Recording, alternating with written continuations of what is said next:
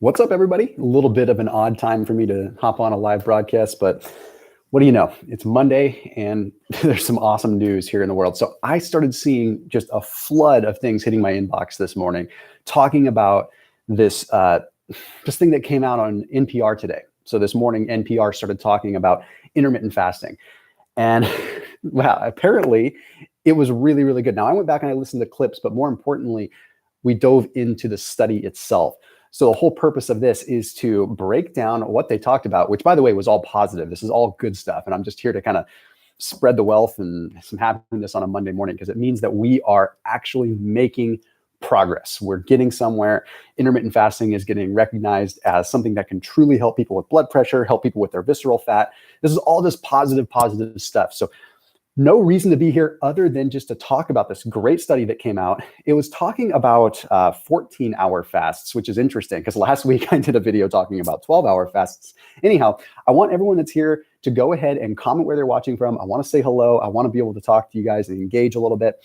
And then we're going to have some fun with this. So just to give you a little bit of an outline of how we'll go through this is I have the study pulled up. So I'm going to go ahead and I'm going to kind of read through some of the parts of the study. I'm going to break it down to you. This is going to be kind of a live way for us to go line by line on a study. Don't worry, we're just going to look at like the abstract broad pieces. We're not going to go into the nitty gritty of the study because that would take hours. Okay, we've got Las Vegas in the house. We've got South Carolina. This is awesome, guys. So if you see me looking around the screen, it's just because I'm looking at the live feed as you guys are talking and as you guys are communicating. Hope everyone had a great weekend. So all positive stuff. I'm going to wait for a few more people to come on here. Basically, again, if you're just jumping on, NPR talked about intermittent fasting today, which is big news. Okay, you might be wondering, well, who cares? Well, the fact that NPR is talking in a positive light about intermittent fasting really helps us out a lot. It means that we are actually making ground in the mainstream outside of just, I don't know, the regular entertainment industry that might talk about it because, oh, celebrities are intermittent fasting and things like that. No, we're actually hearing about it from something that is trying to give us good, credible information. So really, really just positive stuff there. Wow, we got so much. Look at this. We got Detroit in the house. I can't even keep up with how many. We got someone says from Thousand Oaks, Bella 4644. I'm not that far from you. I'm in Newberry Park. So hey, that's pretty cool. All right, can everyone smash that thumbs up button, smash that like button, and let's go ahead and let's talk about what this study was all about. Okay, perfect. I want to see that like button go up. All right, we're seeing the likes jump up. Go ahead and smash that like button, that thumbs up button. That's going to help us out. Make sure that people see that this video is what it is supposed to be. And that way YouTube's going to rank it up. All right. So the big takeaway from this whole NPR thing was that they're finding that you can still get these really powerful benefits from intermittent fasting, even if they're shorter term fasts. Now, I am not necessarily saying that you should only do shorter term fasts. I'm just saying this was really cool that this got published in Journal Cell, which is a very reputable journal, and then hit NPR. So they took a look at 14-hour fasts, which I thought was pretty interesting.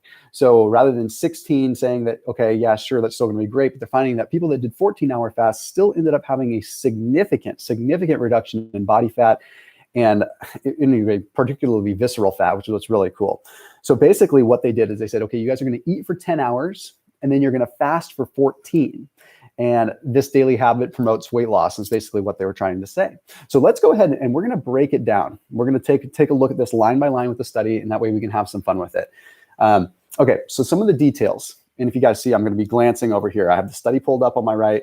So then I'll come back and I'll talk to you and explain sort of the methodology behind some of this stuff so it all makes some sense. Okay, so they took 10-hour time-restricted eating, which basically is a fancy way of saying intermittent fasting, for 12 weeks. Okay, so 19 individuals. So researchers observed significant reductions in body weight from the baseline.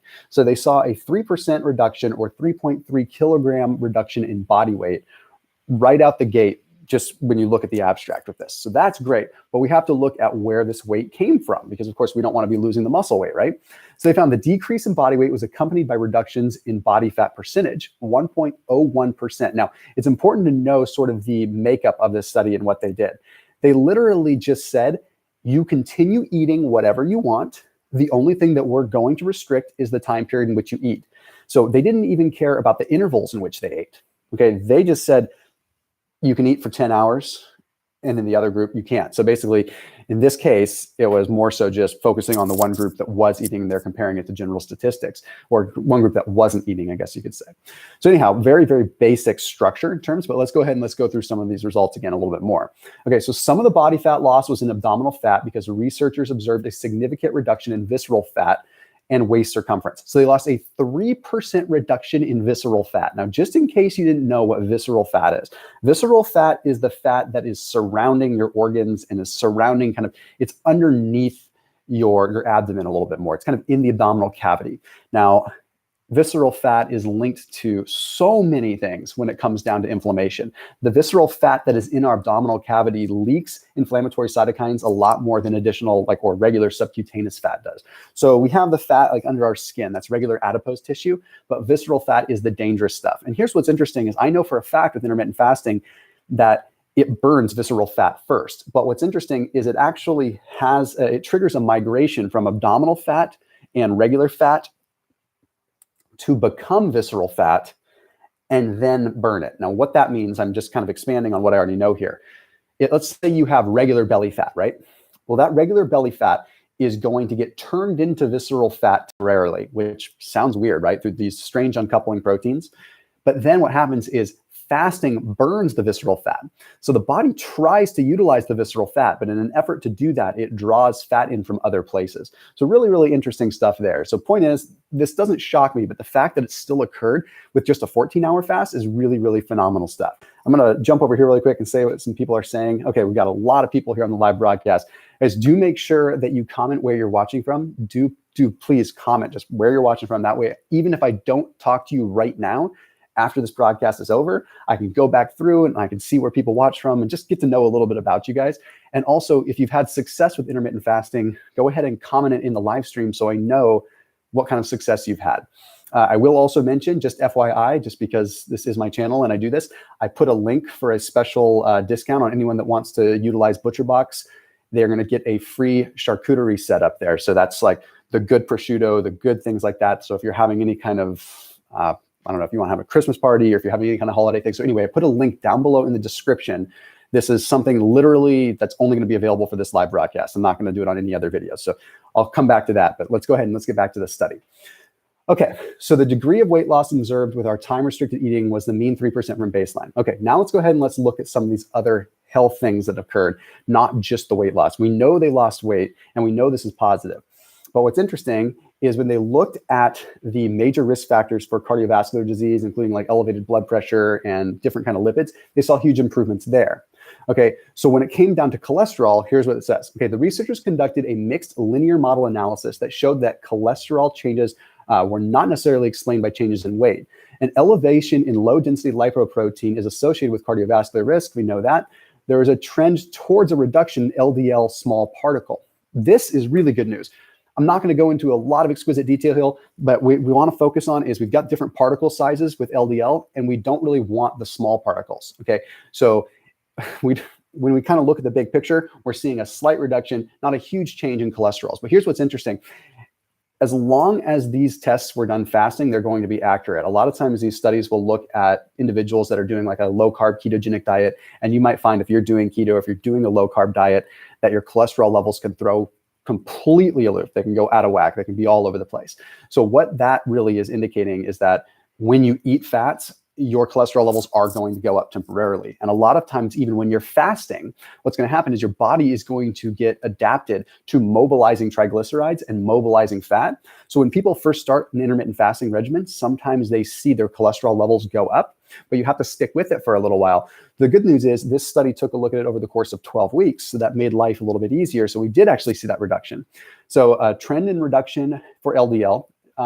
Change in HDL was not significant, but had a trend toward reduction too. So you might be wondering, okay, well, the overall good cholesterol went down as well. Well, good cholesterol and bad cholesterol both went down, and it probably had something to do with the fact that at that point in time, there was just less cholesterol being mobilized. Remember, cholesterol is just a carrier for triglycerides. Cholesterol is not fat itself. So cholesterol can just be all over the place. And it's not really the end all be all with all this.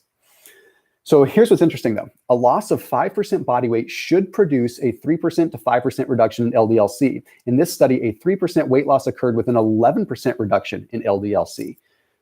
So even though the number of LDL that we saw seemed smaller, in the grand scheme of things, with the ratio of weight that was lost, the cholesterol improved significantly. Okay, so we should have only seen a 3% to a 5% decrease in LDL cholesterol with the amount of weight that was lost. But with this particular form, we saw an 11% reduction.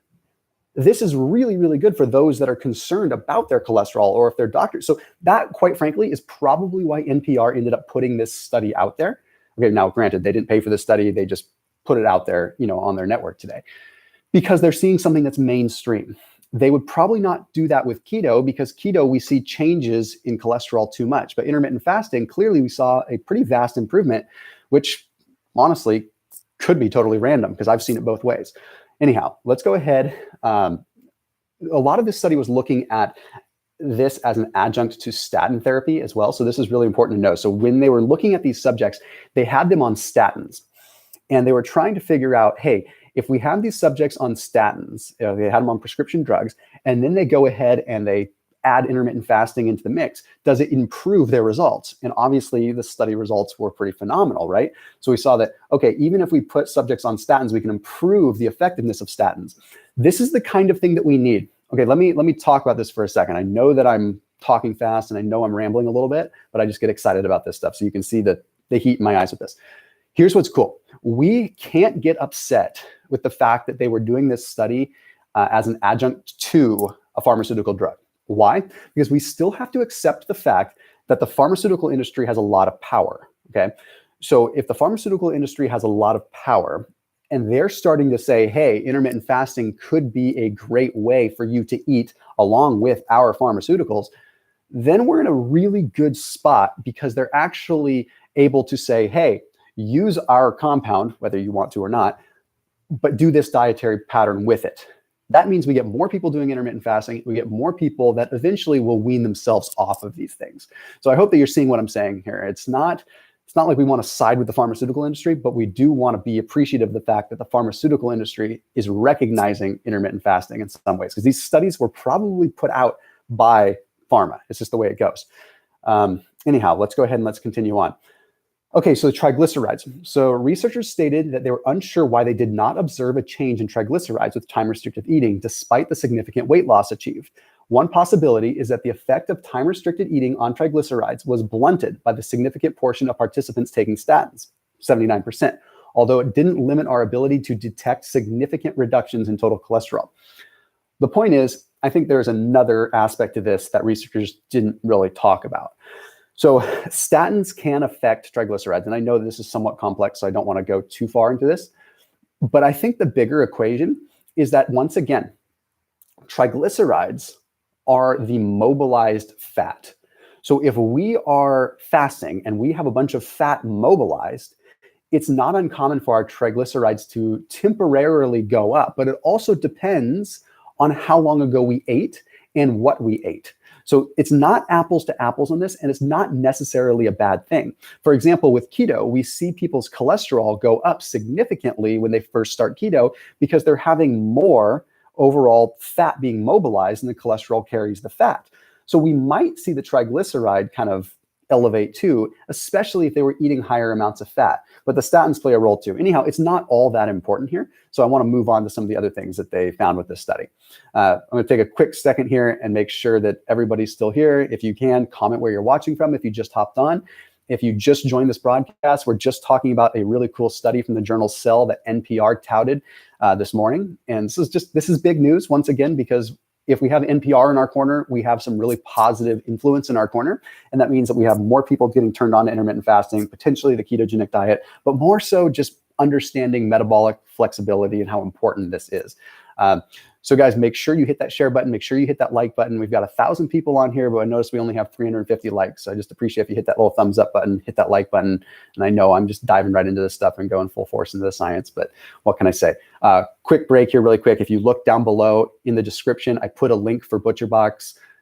If you guys can, check them out. It's a good way to support my channel, a good way to support them. But also we set up a little holiday package so that anyone that takes advantage of ButcherBox now can also get the free charcuterie board. So you're going to actually get like the meats and cheeses and stuff like that. Anyway, that would work well for keto or intermittent fasting. Anyhow, I digress. Check them out down below. Roldan, I appreciate that. Sent a super chat for $10. Said had to send something. Lots of good free content. I appreciate it, man. But this is what I'm here for. So you definitely don't have to feel obligated to do that. Best way that you can support me is just, I don't know, watch my content and occasionally buy some of the stuff that I talk about. All right, let's talk about blood pressure for a second. So with this study, they said they observed significant reductions in systolic and diastolic blood pressure. Okay, so they had a 4% improvement and an 8% improvement. So a 4% improvement in systolic and an 8% improvement in diastolic. No real surprise there. I think we all know that whenever we do any kind of intermittent fasting regimen, we improve our blood pressure, because what is driving our blood pressure more than anything? Sugar, carbohydrates, and water volume, blood volume, excuse me. So when we have a higher blood volume, because we have more inflammation, of course, our blood pressure is going to be up. So again, it all depends on when they were taking their blood pressure. But if there was in a fasted state, you'll definitely see a decline. But overall, over 12 weeks, that's a pretty impressive shift. Okay, 4% and what was it, 4% and 8%? Yeah, that's pretty phenomenal. All right. So once again, this mixed linear model showed no significant relationship between the change in weight and change in blood pressure. Again, good news. Okay, we didn't see. It means we're seeing different things. And how do I explain this in a way where it doesn't sound weird? Normally, when you look at studies, you have these linear relationships. Weight goes down, blood pressure goes down. Weight goes down, cholesterol goes down. It's kind of like when you go to the doctor, your doctor will say, well, just lose some weight.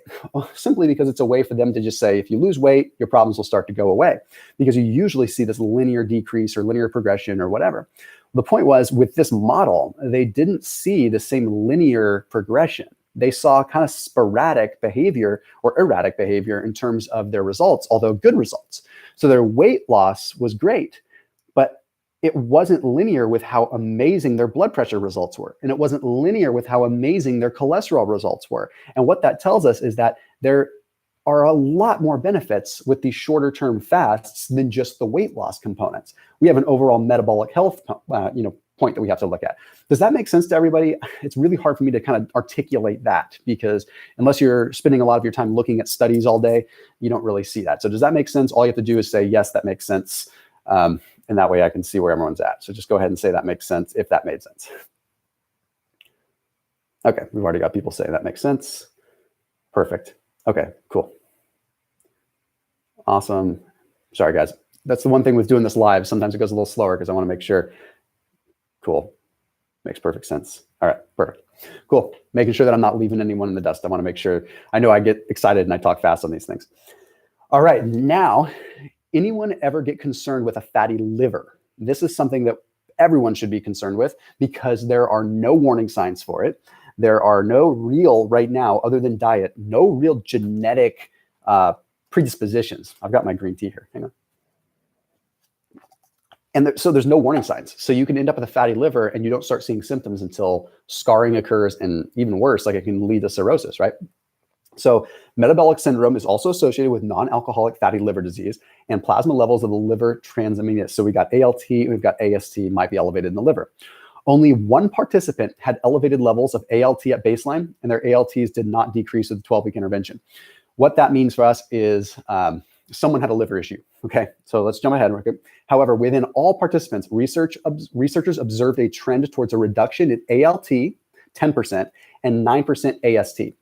That is a huge reduction in liver enzymes. So what does that tell us? That means that the liver is not having to spend as much time detoxifying the body. Why do you think this occurred? Okay, anyone have any wild ideas? Why did the liver not have to spend as much time detoxing when participants were doing 14-hour fasts? I'm just curious. Can anyone just comment what they think? There's no right or wrong answer as far as the comment section goes. I want to engage with everybody here. Less time eating, good answer. No food to process, very good answer, Kinjo51.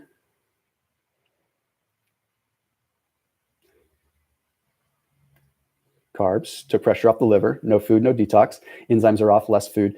Okay, you guys are definitely, you're all on the right track. Less going on. We have less going on, which is great. But think about what's the one word, it starts with an A, that is always occurring when we're fasting. Yes, okay. Jay, you said it first. Okay. Oh, sorry, Lily, you said it first, technically. Autophagy. Okay, because we are fasting, we were giving the body an opportunity to detox at the cellular level via autophagy versus having to weigh down the liver. Okay, so this is cool, right? I think it's cool. I nerd out on this stuff. Maybe my life's just boring. I don't know. But the point is that rather than bombarding our liver and having to force our liver to detox, we give the liver a break because our cells were able to do their own cellular rejuvenation or recycling, if you want to call it that, right? They went through autophagy. So that's what's really cool. So everyone's like, oh yeah, autophagy. Okay. So that's why we probably saw those liver enzymes improve. What does that have to do with the fatty liver? Well, you're going to see just an improvement in the liver function, which therefore indicates that potentially a fatty liver improved. Without doing a liver biopsy on these guys, they don't know where the fatty liver would have really come from if they had one. The fact is there was one subject that had elevated ALT at baseline and it didn't change. That person probably should get checked because their ALT was elevated already and it stayed elevated, which means they might have some chronic issue going on. Glucose regulation.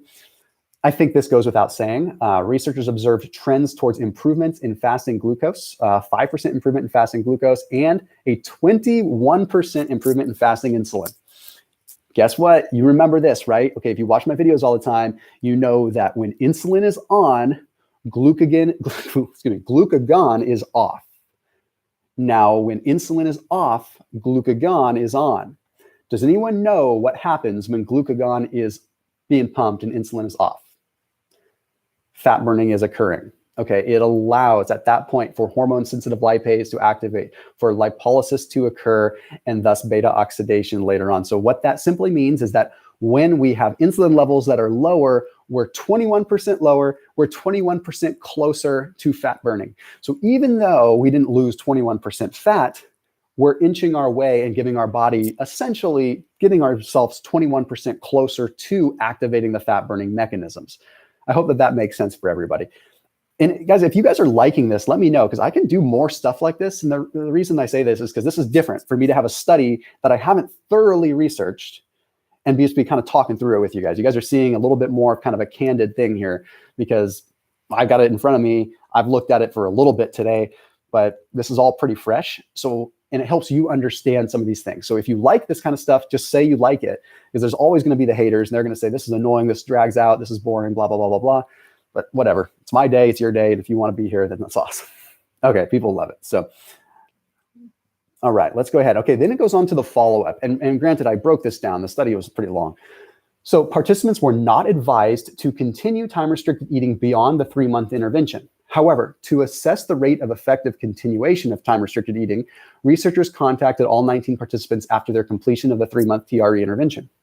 Of the 19 participants surveyed, 26.3 were still adherent to time-restricted eating. 36% reported doing TRE part of the time, so they started intermittent fasting randomly. And in some cases, using an eating window other than 10 hours, ranging from 8 to 12. And then 36% were no longer doing TRE. So it was divided into equal thirds. So 1/3 just continued to do exactly what they're doing, 14 hours of fasting pretty much every day. The next group said, yeah, I actually started doing longer fasts, but at different intervals, not every day. I just started, maybe they started watching our channel, right?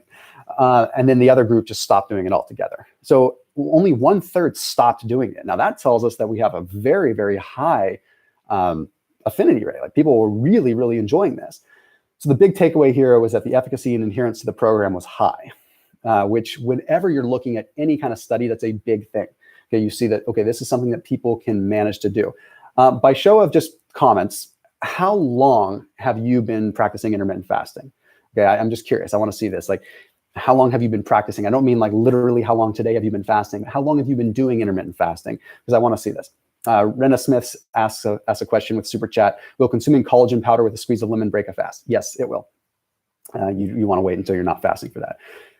1 year, 1 month, 2 weeks. I got a lot of newbies here. This is great. So you guys might have just discovered my channel not all that long ago. Several months, 3 months, a lot of 3 months, 6 months.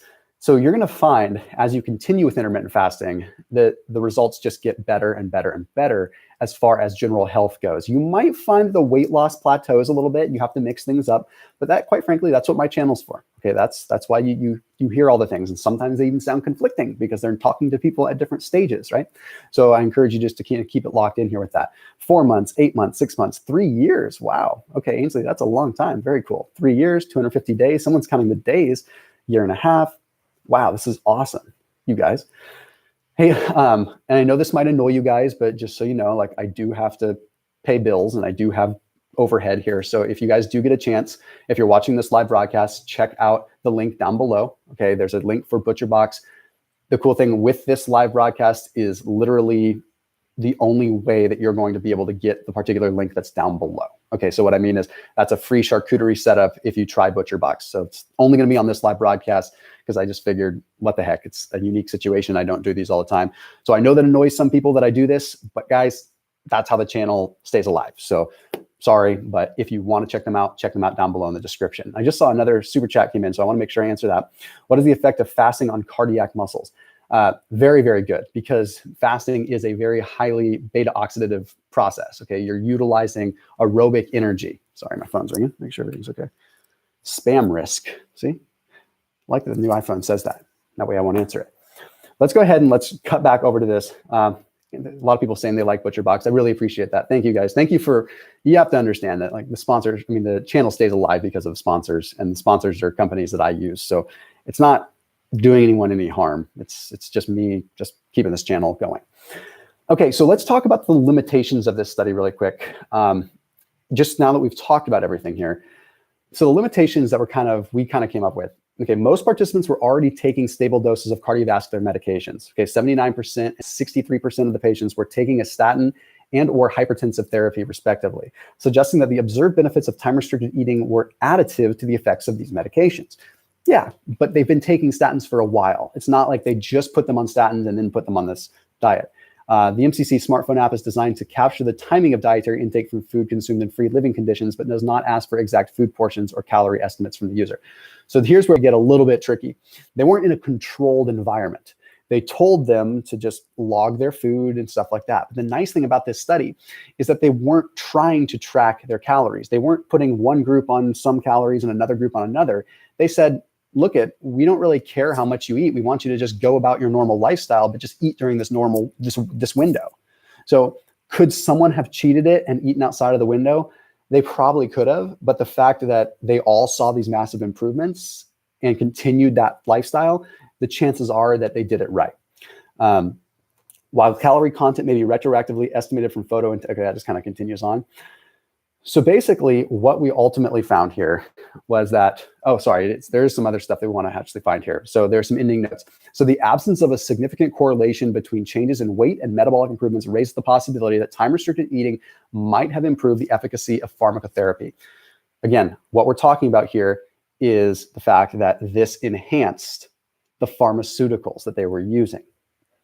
Sounds bad because it's annoying because yes, of course, pharmaceuticals get roped into this stuff, but it was great because now they are showing that now doctors might just say, hey, okay, I don't know roughly how many people are on statins in the United States, but it's alarmingly high, very, very high.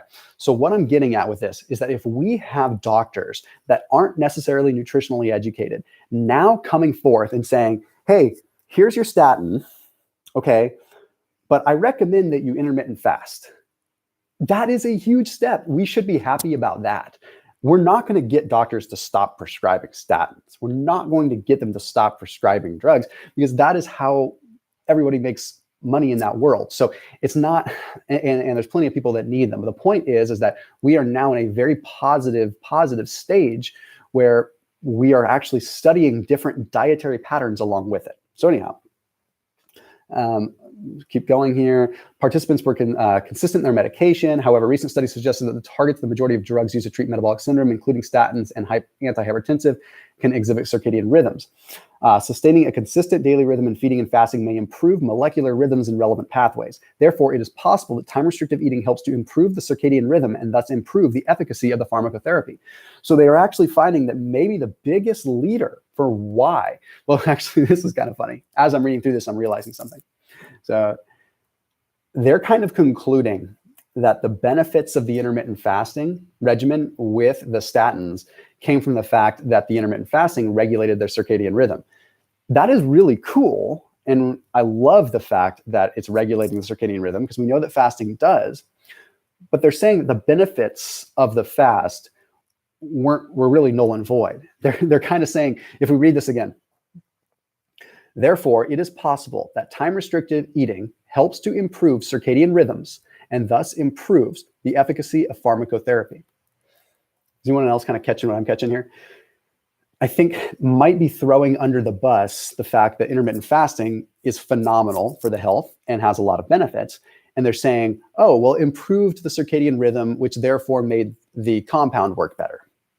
I beg to differ. I think the intermittent fasting had a huge role on the blood test results, and the circadian rhythm was just secondary. I don't know. Does anyone else agree with me? Does that make sense? Just say agree if that makes sense, or disagree. I welcome the conversation here. So I had a couple questions came in. Let's see.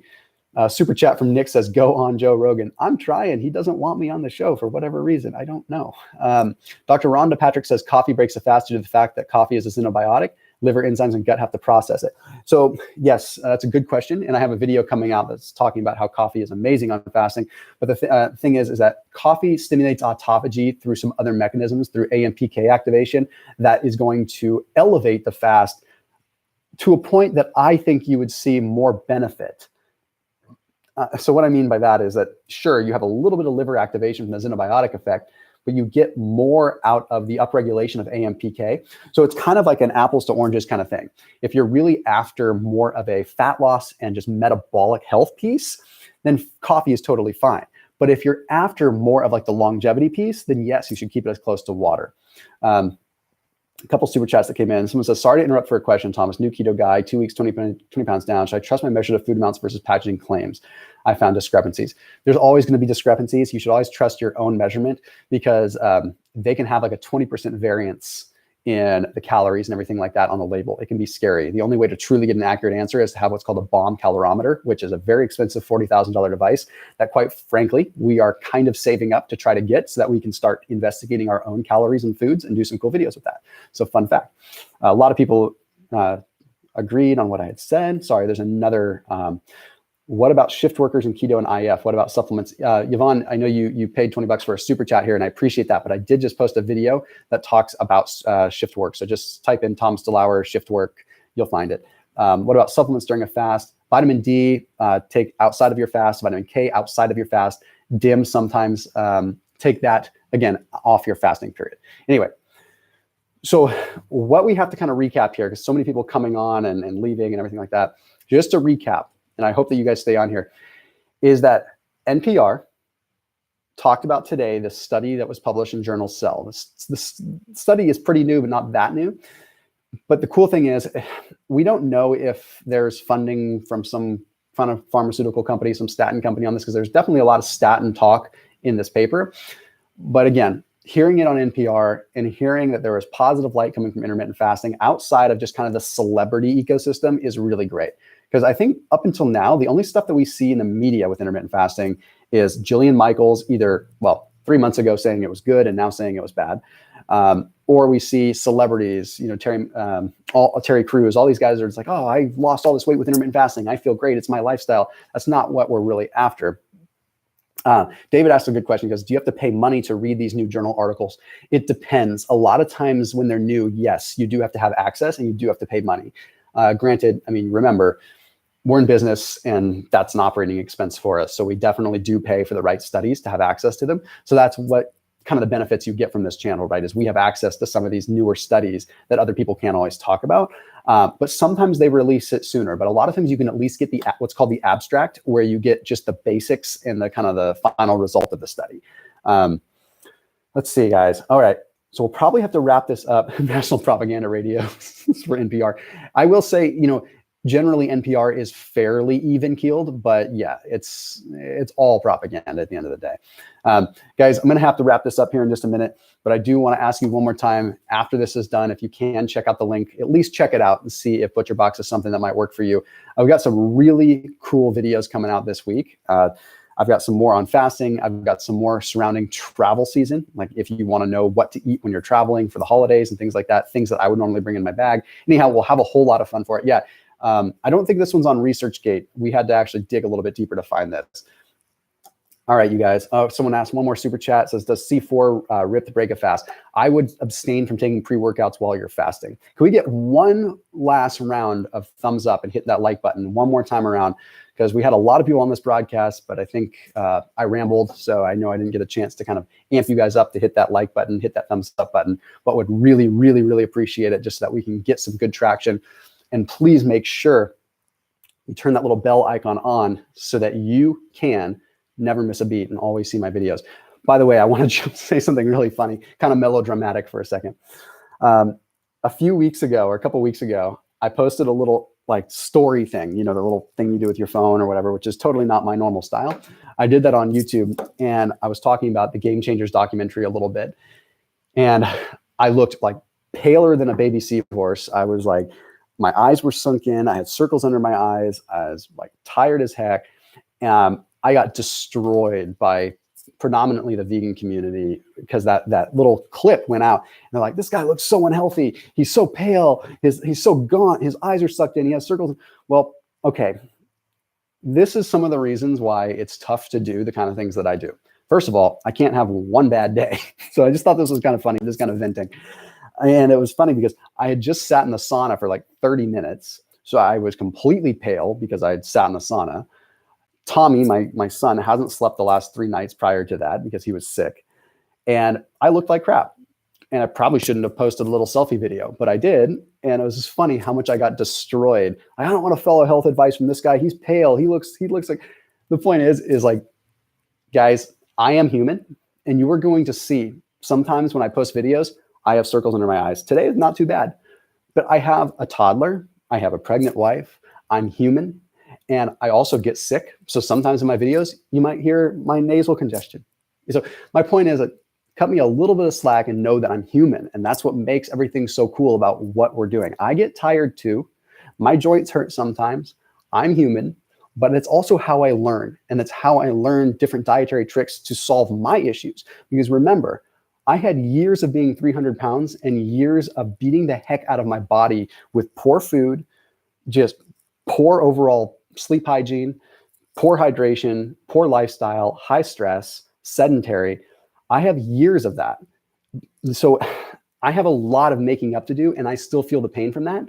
So I'm sorry if sometimes I don't look perfect, but the point is I'm here to try to do this to help you guys so you don't have to go through the same stuff that I went through, or you can at least follow in my footsteps and get better. Anyhow, that's just being a little bit honest with you. You guys are awesome. Make sure you're turning on those notifications and make sure you check out ButcherBox down below in the description. I will see you guys soon. Thanks for hopping on and thanks for checking out this study.